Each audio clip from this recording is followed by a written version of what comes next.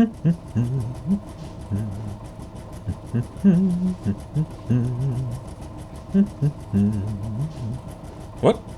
Ugh, not again. Okay, I'm sorry, but this really isn't working for me.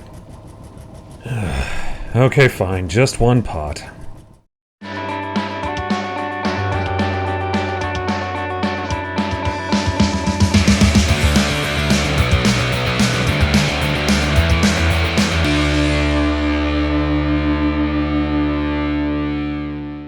Hello everyone and welcome back to Positive Curiosities, the channel where even though many are trying to show us why we should always be down, we try to learn about the stars, and to do that, you gotta keep looking up. Lame. Hey, calm down. Okay, so today we're going to look into something a little different than we normally look into on this channel, but it's something that's captivated me ever since I was a little kid. Ghosts. Goats? Ghosts! Ghosts! Damn it, listen to me!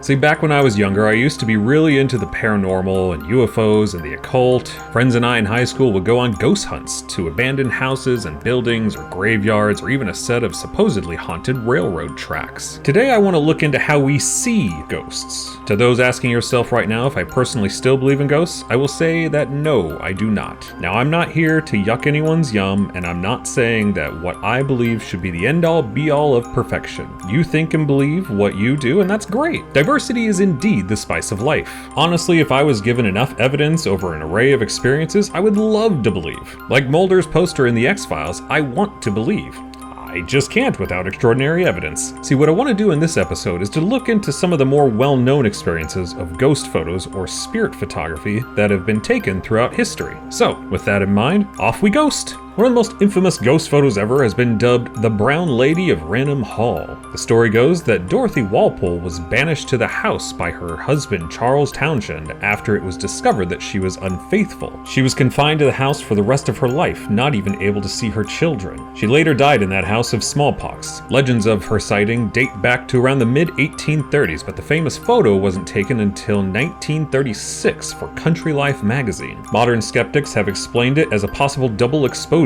A double or multiple exposure is where two or more images are placed on top of each other to create a single image. Like with an old school camera where you take a picture and don't advance the film and then just take another. One photographer even convincingly recreated the Brown Lady photo using a similar technique in an attempt to debunk the photo. Some have also noted the close resemblance to statues of the Virgin Mary, which could have been used as part of the double exposure. Another famous case that was recently uncovered in 2010 as a hoax was the famous girl seen in the burning town hall of Wem, England. The story goes that in 1995 a fire broke out in the town hall of Wem, and as it burned, a local named Tony took photos of the inferno. When he later developed the images, he saw something that he didn't notice while taking the pictures: a young girl standing among the flames. Locals assumed the girl to be the ghost of Jane Churum, who was accused of starting a fire in the town some 300 years earlier. Now, come 2010, it was uncovered to be a double exposure of a girl from a 1920s postcard of a street in Wem. But it always hasn't just been local legends making their way into ghostly photos, it was also famous people of history.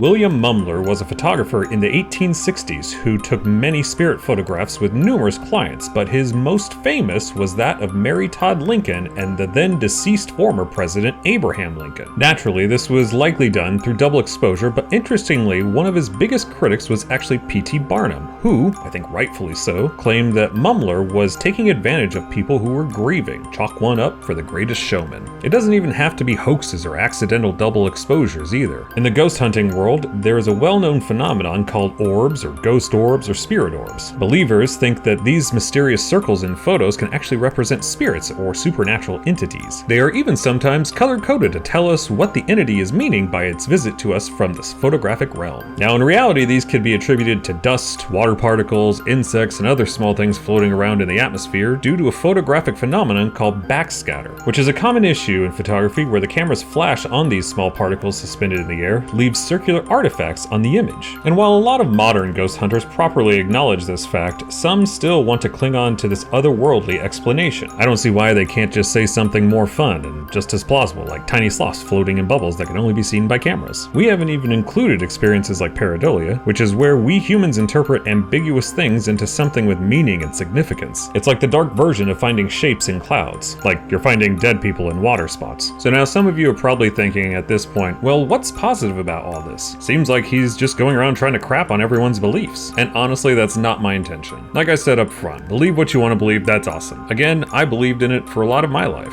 What I want to do is help so that you don't have false information, and that you have some tools in your sort of skeptical toolbox for when or if someone tries to deceive you or take advantage of you. Similar to the way P.T. Barnum warned all those years ago. Because honestly, while ghost hunting or believing in fantastical things that are fun and exciting isn't really harmful, without a proper skeptical toolbox, more colloquially known as a detector, people could take advantage of you when the stakes are higher. More of those instances in later videos. Still trying to figure out how to polish some of those turds. Another positive thing about these tools is that when you're presented with something extraordinary or out of the norm, you could look at it as a puzzle. It's kind of boring just to accept at face value something that a random person posts online. Next time you see a video or a photo of something bizarre or outlandish, you could take a step back and try and piece together the puzzle of, is this reasonable? Is it legitimate? Do I trust the source? Sometimes it's hard to come up with a working theory on your own, and that's okay. As long as your BS detector is raising some flags, that's a great start. If all else fails, ask for some help. I honestly look forward to exploring more of this stuff in the future, so let me know if you want to see more of it. Until then, remember as always, try and stay positive, because sometimes your most ghostly fears might turn out to be nothing more than a cut-up postcard and some dust.